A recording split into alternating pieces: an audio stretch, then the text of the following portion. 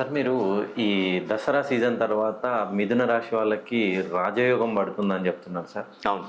అసలు ఈ మిథున రాశి వాళ్ళకి ఇప్పటి నుండి ఎన్ని సంవత్సరాల వరకు ఉంటుంది? వాళ్ళకి రాజయోగం కలగాలంటే వాళ్ళు ఏం చేస్తే వాళ్ళకి యోగం కలుగుతుంది? ఆటోమేటిక్గా మిథున రాశి వారికి రాజయోగం కలిగిందండి.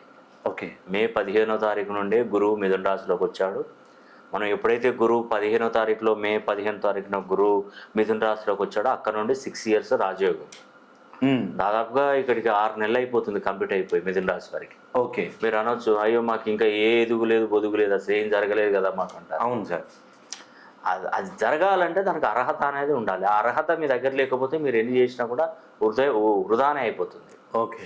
ఒక గవర్నమెంట్ పిలిచి ఒక 100 కోట్లకు టెండర్ ఇచ్చింది అనుకోండి, ఆ టెండర్ వేసేయడానికి నీ అర్హత కావాలంటే నీకు కాంట్రాక్ట్ లైసెన్స్ అనేది ఉంటుంది. ఆ లైసెన్స్ నీ దగ్గర ఉండాలి, నీ ఫరం నేమ్ ఉండాలి, నీ ఐటీ రికార్డ్స్ ఉండాలి. అప్పుడు నీకు గవర్నమెంట్ టెండర్ను పిలుచుకుంటే అప్పుడు నీకు దానిలో క్వాలిఫై అవుతావు ఓకే వేయడానికి.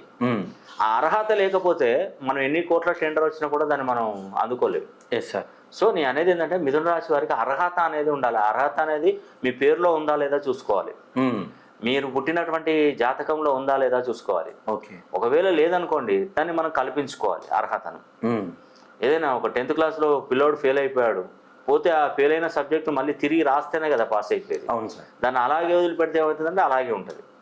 మళ్ళీ మీకు ఎప్పుడైతే ఇంట్రెస్ట్ వస్తుందో ఆ ఇంట్రెస్ట్ వచ్చినప్పుడు దాన్ని రాయాలి. ఇక్కడ ఏంటంటే మీకు ఇంట్రెస్ట్ వచ్చినప్పుడు మీకు మిథున రాశిలో గురువు ఆగడండి, అక్కడ నుండి 6 సంవత్సరాలు కంప్లీట్ అయిపోతుంది. ఓకే. మళ్ళీ 6 సంవత్సరాలు మీకు మైనస్ ఉంటుంది. కాబట్టి వచ్చే అద్భుతాన్ని మనం ఆస్వాదించాలి. ఆ 6 సంవత్సరాలు కంప్లీట్ అయినాక కూడా మళ్ళీ ఎలాంటి డిస్టర్బెన్స్ రాకుండా మనల్ని మనం కాపాడుకోవాలి. Yes sir. ఈ 2 కంపల్సరీ ఉండాల్సిందే, అప్పుడే మన జీవితం బాగుపడుతుంది. అందుకే మిథున రాశి వారికి మంచి టైం మొదలైంది.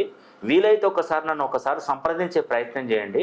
నీ జాతకాన్ని క్షుణ్ణంగా చేస్తా. ఇప్పుడు మీకున్న స్థితిగతులను చూస్తాను, మీరు ఏ ఆలోచనలో ఉన్నారు, ఏ ఉద్యోగం కావాలని ప్రయత్నిస్తున్నారా, లేదంటే ఒక వ్యాపారం పెట్టుకోవాలని ట్రై చేస్తున్నారా, ఇంట్లో ఏమైనా శుభకార్యాల కోసం ట్రై చేస్తున్నారా, లేదంటే మీరు వివాహం ప్రయత్నం కొనసాగిస్తున్నారా, ఇవన్నీ కూడా పరిశీలన చేస్తాను. అందుకే మీరు ఖచ్చితంగా మిథున రాశిలో జన్మించినటువంటి వారు ఒకసారి నన్ను పర్సనల్గా ఫోన్ లైన్లో సంప్రదించే ప్రయత్నం చేయండి, లేదంటే డైరెక్ట్గానైనా కలవండి. మీకు తప్పకుండా నేను మంచి మెయిల్ చేస్తాను.